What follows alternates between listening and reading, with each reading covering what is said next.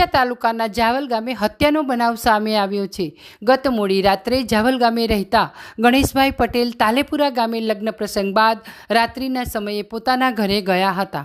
જે દરમિયાન વહેલી સવારે પોતાના મૃતકના ભાઈ જાગીને ખેતરમાં જતા ખેતરમાં ખાટલા પર મૃત હાલતમાં ગણેશભાઈ પટેલની લાશ જોતા તેમના દ્વારા તાત્કાલિક ડીસા તાલુકા પોલીસને જાણ કરવામાં આવી હતી।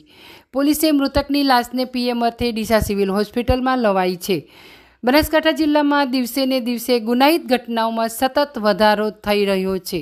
બનાસકાંઠા જિલ્લામાં આજે ન જેવી બાબતમાં લોકો આવેશમાં આવી જઈ મારામારી અને હત્યા જેવી ગંભીર ગુનાહિત ઘટનાઓને અંજામ આપતા નજરે પડી રહ્યા છે।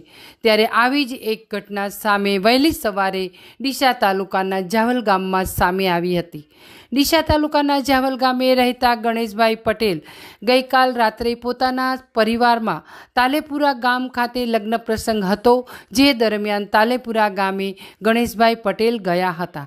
મોડી રાત સુધી લગ્ન પ્રસંગમાં રહ્યા બાદ ગણેશભાઈ પટેલ જાવલ ગામ ખાતે આવેલ પોતાના ખેતરે પરત ગયા હતા અને ખેતરમાં જઈ ખાટલા પર સૂઈ ગયા હતા। જે બાદ વહેલી સવારે ગણેશભાઈ પટેલના ભાઈ ઈશ્વરભાઈ પટેલ ગણેશભાઈના ખેતર પાસેથી પસાર થઈ રહ્યા હતા। તે સમયે તેમને ખાટલામાં ગણેશભાઈને લોહી લુહાણ હાલતમાં જોયા હતા, જેથી કિશોરભાઈ તાત્કાલિક ગણેશભાઈના ખાટલા પાસે પહોંચ્યા હતા, જ્યાં ગણેશભાઈ મૃત હાલતમાં જોવા મળ્યા હતા। આ સમગ્ર ઘટનાની જાણ ઈશ્વરભાઈ પટેલ દ્વારા તાત્કાલિક ગ્રામજનોને કરવામાં આવી હતી, જેથી ગ્રામજનો પણ તાત્કાલિક ધોરણે ગણેશભાઈ પટેલના ખેતરે દોડી આવ્યા હતા અને આ સમગ્ર ઘટનાની જાણ ડીસા તાલુકા પોલીસને કરી હતી। બનાવની જાણ થતાં જ ડીસા ડીવાયએસપી સહિત પોલીસનો કાફલો જાવલ ગામે પહોંચ્યો હતો, જ્યાં પોલીસ દરમિયાન મૃતક ગણેશભાઈના ગળામાં તીક્ષ્ણ હથિયાર વડે હુમલો કરી મોત નિપજાવ્યું હોવાની ઘટના સામે આવી છે। અત્યારે પોલીસે મૃતક ગણેશભાઈ પટેલની લાશનો કબજો મેળવી પીએમ અર્થે ડીસા સિવિલ હોસ્પિટલ ખાતે લાવવામાં આવેલ છે અને આ હત્યા કોને કરી છે અને કયા કારણોસર કરી છે તે દિશામાં પોલીસે વધુ તપાસ હાથ ધરી છે। મારું નામ ઈશ્વરભાઈ દેવરાજભાઈ પટેલ, ગામ જાવલ। 6 વાગે ફોન કર્યો અમારા ભાભી, એટલે હું મારે કુવેથી ઉઠીને ગયો। તે વખતે લોહી લોહાણા ભાઈ ઊંઘ્યો હતો પથારી, આ મેં જોયું। પછી મેં ગામ લોકોને ફોન કર્યા, આજુબાજુ બધા ફોન કરીને લોકો બોલાયા, રૂપા કાકાને બોલાયા, પછી પોલીસને જાણ કરી।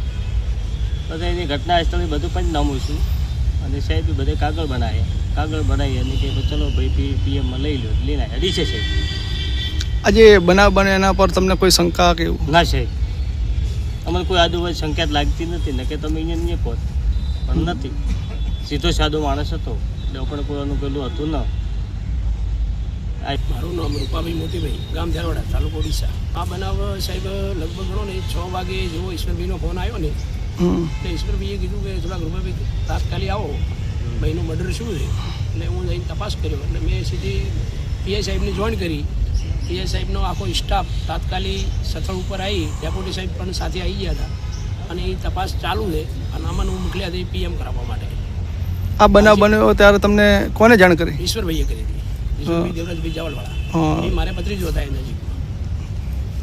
આ બનાવ બન્યો એના પર કોઈને પર હજી સુધી સાહેબ કોઈ જાણ આવી નથી અને આ લોકો આખા ગામમાં મેં થોડીક માહિતી લીધી, એ પ્રમાણે કોઈ જાણવા મળ્યું નથી। પોલીસ તપાસમાં જે ખોલે એ સાચું। પોલીસ પાસે શું માંગ? પોલીસમાં માગણી છે કે સાચું ન્યાય મળશે જ અમારે, હા એટલો ભરોસો।